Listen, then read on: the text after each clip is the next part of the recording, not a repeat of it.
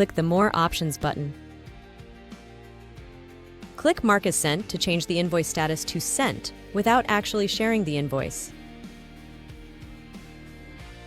The system will alert you if any item included in the invoice is out of stock, allowing you to make the necessary stock adjustments.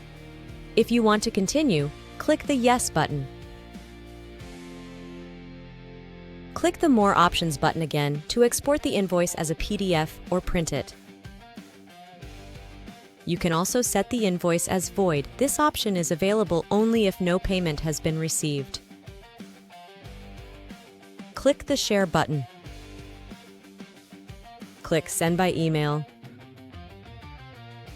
In the Create Email pop-up, the fields are pre-filled. You can edit them if needed, then click Send. Click the Share button again. Click Share Link.